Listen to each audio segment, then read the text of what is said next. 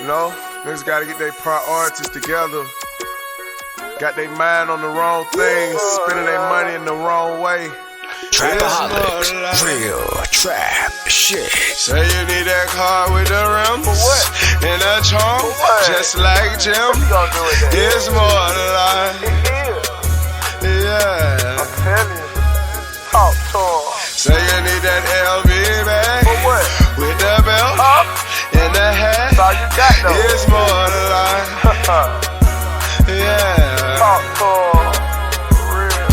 Say you wanna turn up at the club, like some bottles, impress them girls. It's more than life. Fucking everybody. Yeah.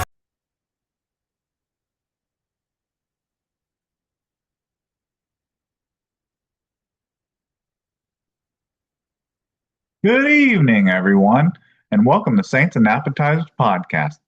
And who dat? And welcome back. Welcome back. I hope we took a one podcast or 1 week hiatus due to the holidays, but I hope everyone had a happy Thanksgiving and happy Thanksgiving. If you didn't get my thank you, my grace of Thanksgiving to you.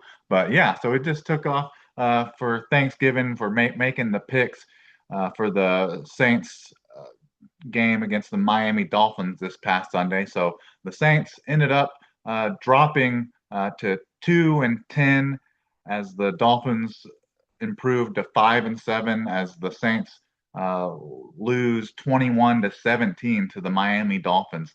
And this game, early on, it looked just as bad as the Saints have looked at any point in this season. But they did a really good job of pulling everything together and not quitting and just showing a lot of resolve and tenacity and just no quit from this team is what we saw in the second half of this game, making it close at all because it was 16-0 going into halftime. So the Dolphins really didn't score a whole lot more points. Five more points there. They got the pick two and just a field goal is all they ended up getting in this game. But yeah, so the first half was about as bad as the Saints have looked at all season, and then the second half is kind of what we saw to start the season, the first 4 games of the season, where the Saints looked really scrappy. They were in the game to the end, but just kind of come up short, and that's what we got from this Saints team. And in this Saints game, I wasn't able to make a pick and a score or pick out my MVPs or kind of my hot takes, but we'll go through the statistics here and the box score, and we'll kind of pick out who we maybe would have thought was going to be, or who ended up getting it, and who ended up having a good enough performance to be labeled your player of the game. But anyways, let's get into this. Let's get into this the Saints versus the Miami Dolphins matchup that we had last Sunday evening. But anyways, so can I get a menu? And the first thing, we're getting into the passing game, and it's all that's really what this Saints team and all the news and everything is seriously surrounded about, the success kind of Tyler Shuck. That's what everyone is interested in this young quarterback, the second round rookie quarterback that the Saints had. So had pretty much absolutely horrible stats in the first half. He got strip sacked and lost a fumble on a play where Devon Bailey probably should have been able to chip and block. So it was just a complete blindside block, and he fumbled due to that. And then just another horrible interceptions. Seems like pretty much all of the interceptions that Tyler Shuck makes, they're either out routes or comeback routes. And when they're intercepted, it looks like almost every time he throws an interception, it looks like it's going to go to the house. And that's what happened on the interception on the 2-minute drive at the end of the first half. He threw one, and luckily Dylan Raduns ended up chasing down the defender, keeping it from being a touchdown and saving it to where it only ended up being an extra 3 points. But then Tyler Shuck threw another one in the end zone on a 2-point conversion try that if the Saints would have just kicked the extra point there and then would have played the defense and kind of let the way the game kind of come to them instead of like trying to chase points a little too early on. Oh, the Saints could have won this game. Or yeah, so let's see, seven. Yeah, they would have been able to at least tie the game if they would have just got the would have been what? Have been 18, 19, 20, 20. Yeah, they'd have been able to just kick the field goal and it would have been 18 to 21. And so the Saints would have only needed a field goal to tie. But chasing points a little bit earlier, but that's just today's NFL, honestly. Chasing points, going for it on every fourth down. At some point you'd think maybe there'd be maybe a different thought process in the way some of these teams, like I said, they're chasing points and going for 2-point conversions like in the third quarter and stuff when they're only down like by 10 points or something. This seems a little bit too much, and that kind of bit the Saints in the butt a little bit there in retrospect. But it's still a fun game. This was one of those games where wanting to turn it off after the first half, but in the second half had me like really like strongly engaged in what was going to happen. But I think really the outcome that the Saints got from it ended up being perfect. You got to see some resilience in your young quarterback with how he came back and played. The defense looked good, like they had the last 3 or 4 weeks. The Saints defenses looked really good, and you had the young kicker. Charlie Smith hit a 56-yarder and hit a 56-yarder, and I guess they didn't have to use him for extra point because the one touchdown they scored, they went for 2-point conversions. Actually, both of them they went for 2-point conversions, but we're only able to get one. But with the stats here, Tyler Shuck was 26 for 38 for 300 or for 26 for 38 for 239 yards, which was a 6.3 average, 2 touchdowns, one interception, four sacks is something that we kind of didn't like seeing.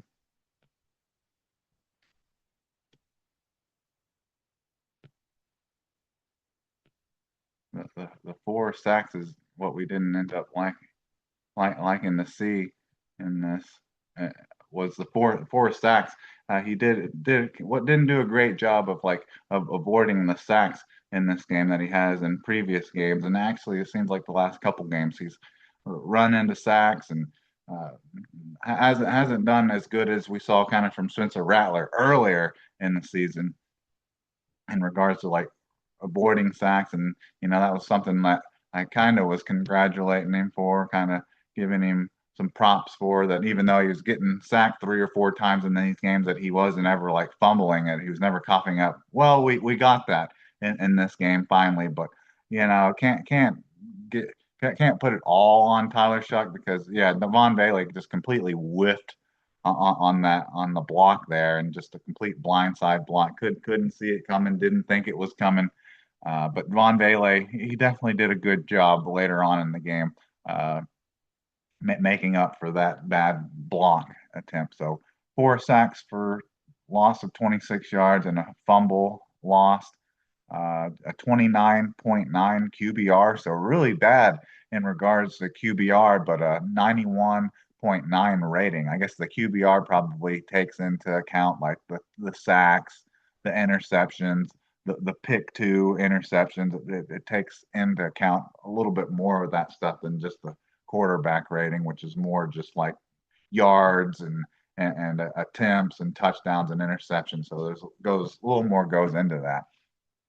All right, so that's the passing game, and most of those numbers, like I mean, positive, the good numbers were put just all like almost it was almost just like a second half team, a completely different team from the first half to second half, and a completely different like looking quarterback and numbers and how he played in the second half. And then onto the running game. So Alvin Kamara didn't end up playing. So that we kind of got what I was wanting to see. I wanted to see Devin Neal. Wanted to see some more of Devin Neal. So that's exactly what we ended up getting here. We ended up getting Devin Neal who couldn't find a lot of room to run, but I liked how they kept giving him touches and finally got to see, really got an idea of what we have in Devin Neal. But he couldn't get loose for too much because, that interior offensive line, you got guys that you don't have a lot of faith in, and then others are just like backups because you have injuries and you've traded away some guys. But Devin Neal had 14 carries for 47 yards, which is a 3.4 average, no touchdowns, and just a long of 8. So they kept giving it to him, and you could tell it was helping the way the offense was producing and working, even though he was only getting like 2-3 yards a carry. It just helped with the how the help with how the offense flowed, just giving carries to him and having like a semblance of a running game, even though it wasn't that impressive.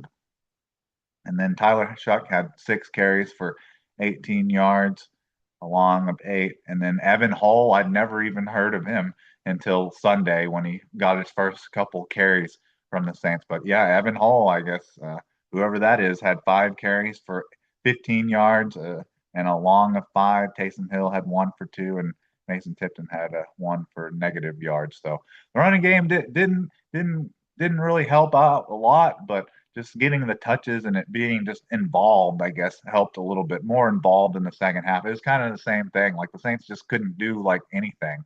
Like they had like a total of like 90 yards passing and rushing in the first half combined. So pretty much everything they did offensively that was positive all came like in the second half. And then receiving, we this is something we've been kind of hammering the Saints on and for a little while, is the fourth round pick that they burned for Devon Bailey early in the season, and just hadn't really seen much out of Bailey. A third down catch here, a goal line touchdown here, and that's pretty much all we've gotten from Devon Bailey. But we got to see like every skill that Devon Bailey had in this game, even the bad block that led to the fumble. But we got to see everything from Devon Bailey besides, I guess, running. He didn't really run the ball, but we saw him on special teams and had a great game receiving. Devon Bailey was 8 for 8, and he's the first receiver since Michael Thomas to have at least 7 targets in the game and have 100% reception total, like his percent, like catch every catch. So that was impressive seeing that. So he was 8 for 83 yards, which is 11.6 average, and a touchdown and a long of 15. Devon Bailey had me having like memories and nostalgia feelings of Marcus Colston, seeing him going up super high in the air and getting flipped and spun around by defenders and holding on to it. Like, can't remember any receivers like making crazy catches like that and going up high and in traffic. The most recent receiver that the Saints have had like that is probably obviously Michael Thomas, but the greatest and well known, the legend Marcus Colston had Devon Bailey looking like Marcus Colston out there for that second half of that game. So yeah, that was awesome seeing Devon Bailey actually the Saints pick the trade paying off a little bit was kind of nice. And then we had Chris Olave was 4 of 7 targets. He had that. The Saints really should have won this game, honestly, or at least should have been able to take what it would have been like a 4 or 5 point lead if they'd have got the touchdown there. So yeah, to put them up, yeah, 4. Yeah, it just would have been a 3 point lead, and there still was what, like 40 seconds. There still would have been like 40 seconds left if Chris Olave caught the touchdown there. So there's no guarantee the Saints would have won there. Wouldn't surprise me. Like the Dolphins passing game looked like totally inept the entire day. But of course, if the Saints were able to go up 3 in that game with 40, 50 seconds left, of course, they're going to march right down the field and kick a field goal at least and probably win in overtime. But we didn't have to deal with that. But still having to deal with the whole Chris Olave, is he a $30 million receiver? I mean, $30 million receivers come down with that possibly game-winning touchdown. So it's frustrating, but still, it's not nice to kind of see you got some weapons here, with Devon Bailey kind of adding to that, and then Devin Neal as well. in the running game.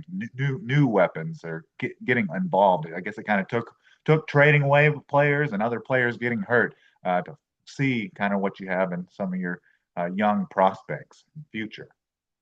And then Juwan Johnson was five had 5 catches off of 9 targets for 39 yards.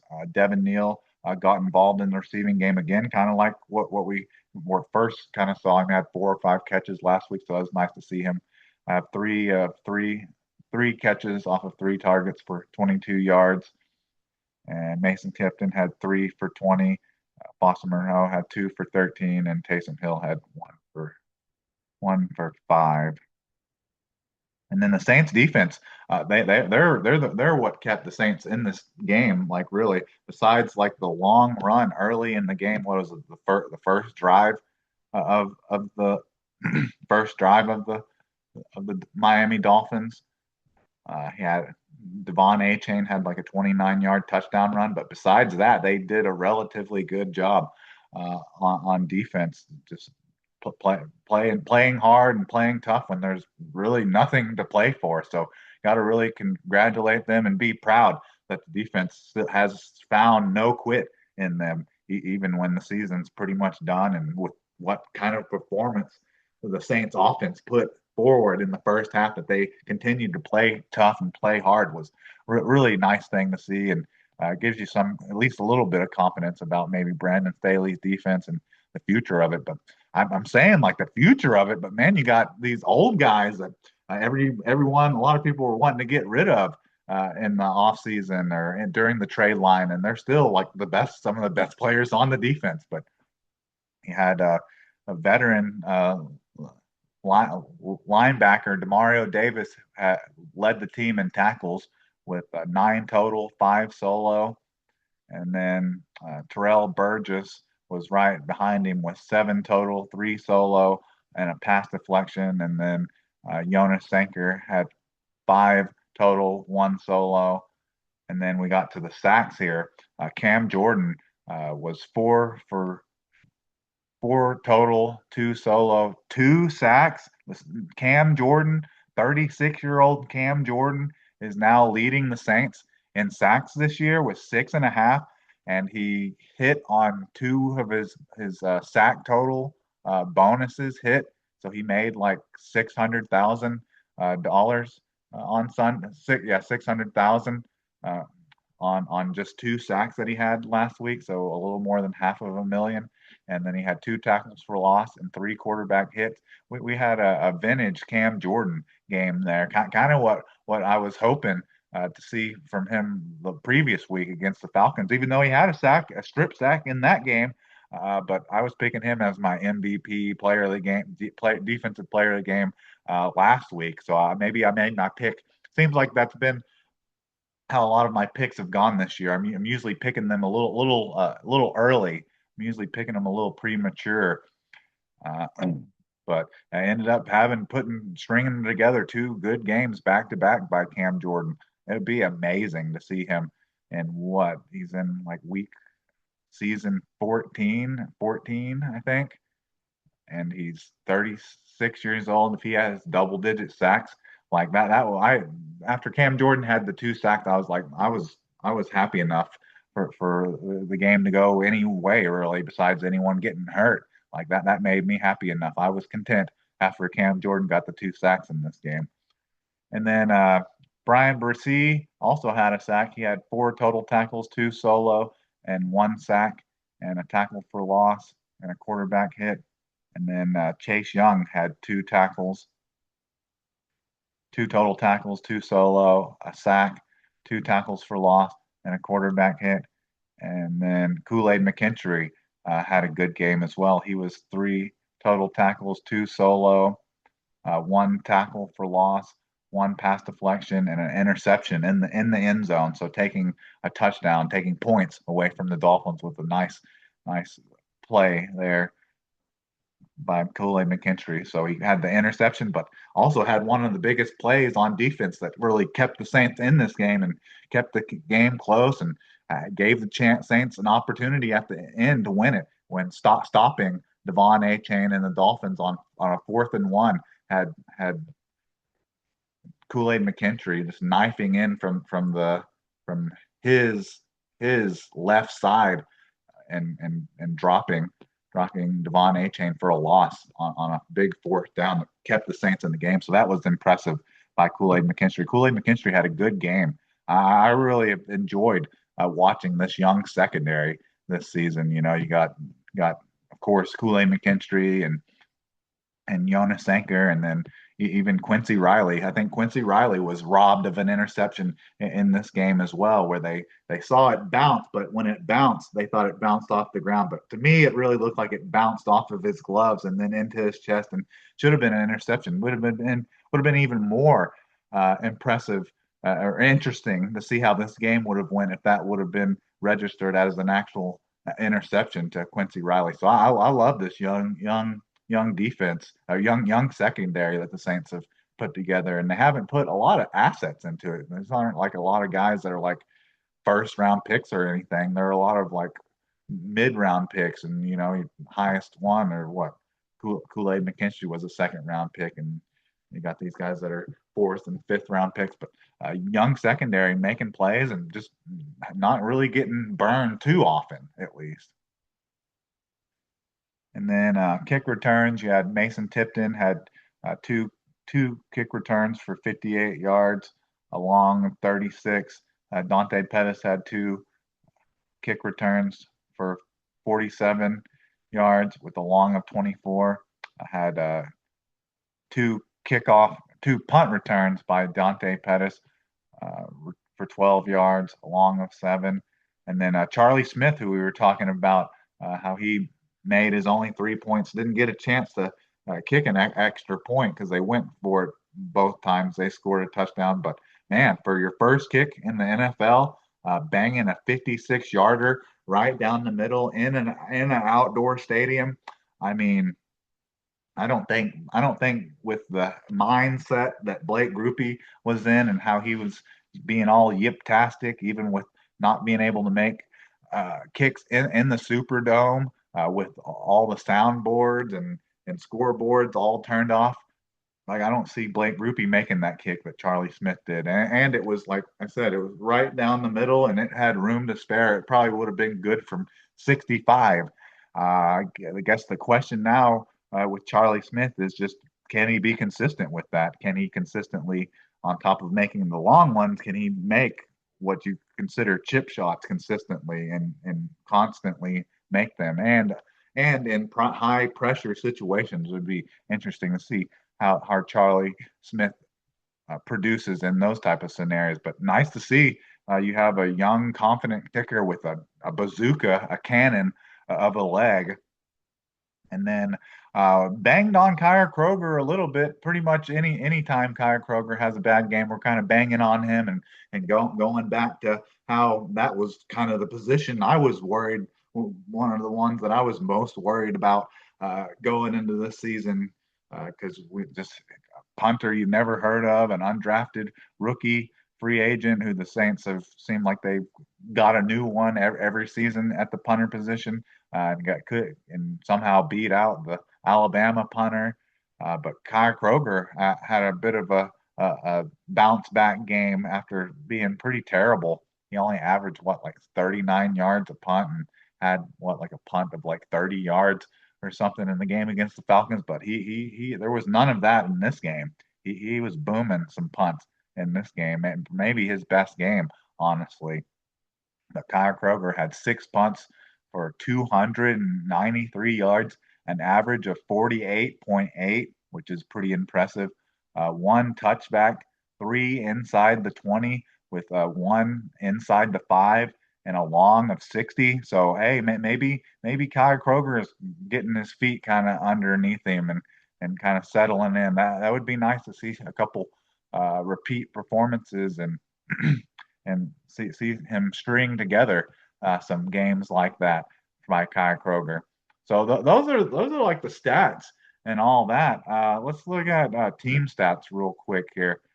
So Saints obviously got ran all over in regards to like rushing game comparisons. Devon Achane pretty much was was just put the Dolphins team on his back basically and won this game like single-handedly because Davon A-Chain had 22 carries for 134 yards, averaging 6.1 average and a touchdown, and then the long 29-yard touchdown run, which was really the really only big negative uh, time where the defense looked kind of bad and just kind of took the Saints defense to get their feet underneath them a little bit. But it is nothing new. We've seen the Saints do this all year where they get down by 10, 14 points early, and then they seem to start, and then they seem to wake up and just come up short in these games where they try to come back. But total, they allowed 32 carries for 164 yards, which is a 5.1 average and a touchdown and a long of 29. And then Tua Tagovailoa basically couldn't do like anything against the Saints. He was 12 of 23 for 156 yards, an average of 6.8, no touchdowns and interception. And he was sacked 4 times as well for a loss of 23 yards. Had a QBR of 8.1. Like we're banging on Spencer or Tyler Shuck over here for having a QBR of what 29 something, and Tua Tagovailoa had an 8.1. So we got, like I said, got to congratulate the Saints secondary, young secondary, the defense for getting after him and putting all his receivers on lock. And then his quarterback rating was a 55.9. But team stats that probably kind of led to this game kind of being playing out how it did. Pretty much had exactly the same total yards. Saints had 294, and the Dolphins had 298. Even though the Saints had 10 more plays, 69 to Dolphins 59.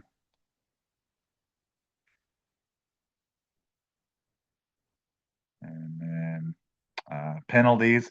The Saints only had like five, six penalties. Really isn't bad for the Saints, but the Saints penalties were just very untimely, and they're pre-snap penalties. You know, it's a big difference between penalties that are happen during a play, but the pre-snap penalties where you're in third and short or second and short, and then you get backed up into second and long or third and long because you have a false start or, or or something like that, offsides, giving other team first downs, things like that.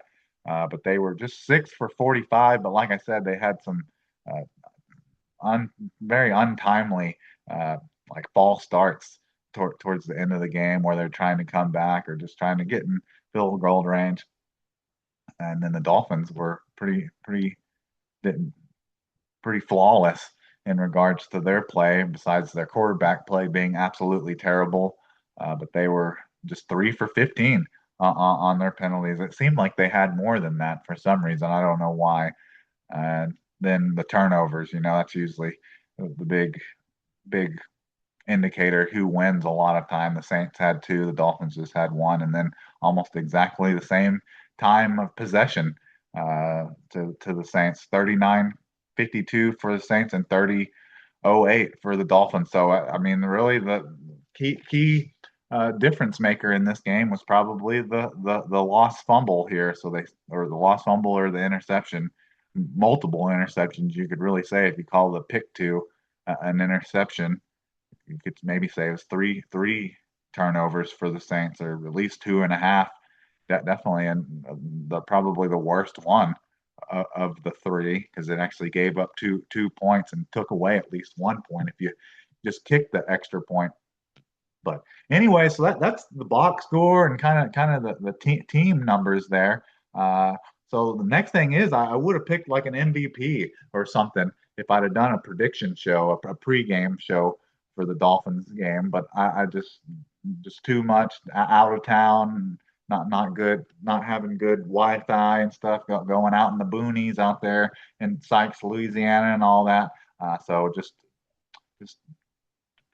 kind of decided not to do a pregame prediction show. But if I was going to do one, if I was going to pick an MVP from last week, I'd have probably would have wanted to go with probably once I found out that Devin Neal was going to be the starter or Charlie Smith was going to be the starter for the Saints. I probably would have picked one of them, and I think that would have been a good pick for either position.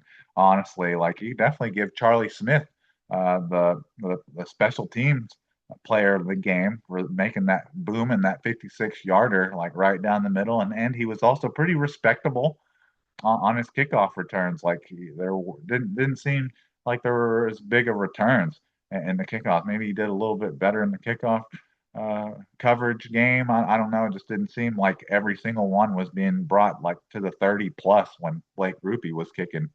And just had one like bad one where he kicked a touchback and brought it out to the 35. But other than that, probably give special teams player to Charlie Smith. But at the same time, if we're going offense, could maybe give the special teams to Devon Bailey as well, because he caught like one of the craziest plays of the year for the Saints as the helicoptering onside kick kicked by Charlie Smith. So you got Charlie Smith making the 56 yarder, but he also kicked a great onside kick, which you like never see anymore. You never see onside kicks recovered. And it's so weird that the Saints kicked one and recovered one in this game, because it's been back to since all the way in 2009 in the Saints Super Bowl against the Indianapolis Colts is the last time that the Saints have played at the Hard Rock Stadium in Miami. Like they played the Dolphins for a Dolphins home game, like on the road against the Dolphins, but it was back in London, so it technically wasn't actually in the Miami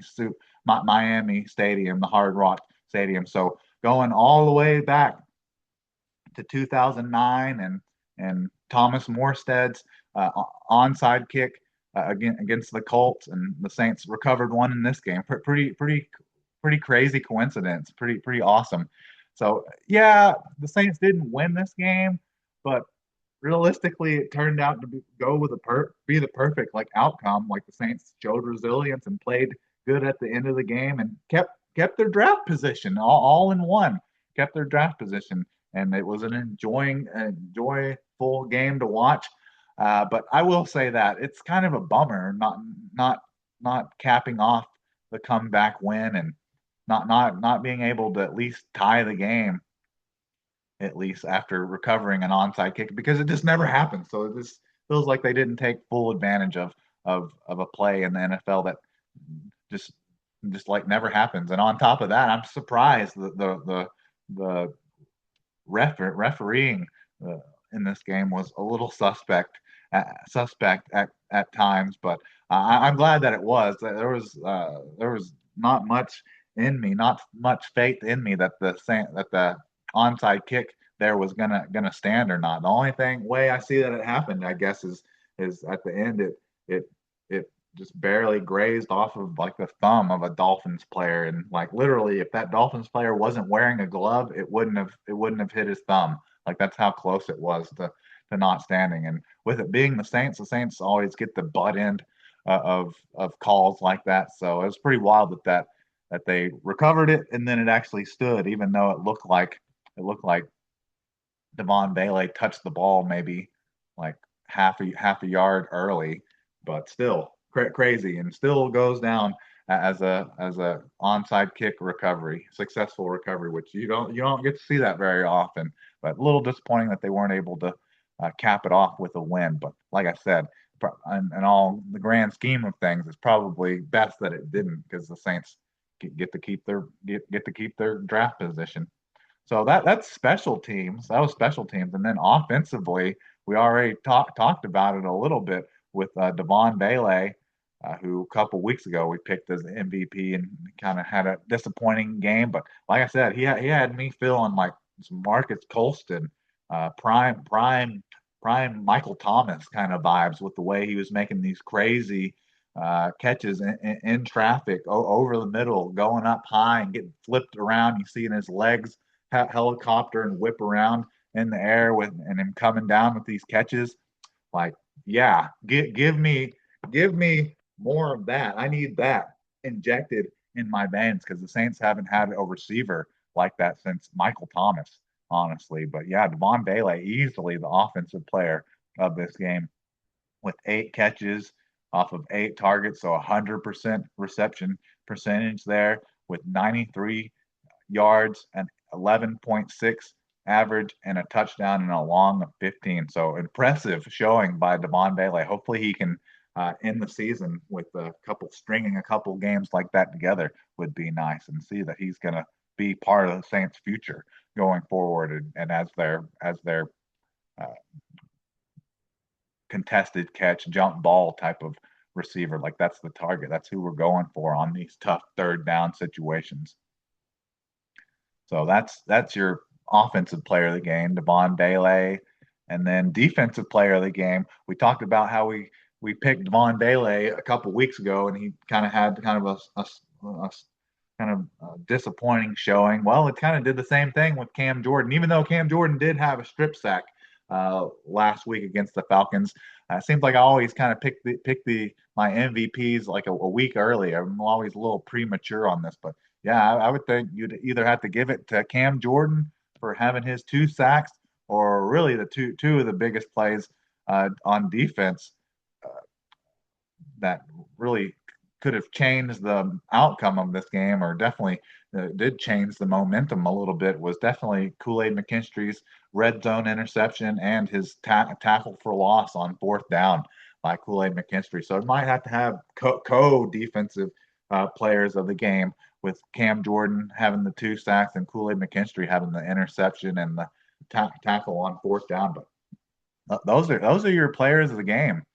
Uh, this is a this was a very enjoyable game to watch in the second half. I got to see a lot of young players and got to see a lot of unks and veteran players out there still looking like they always have.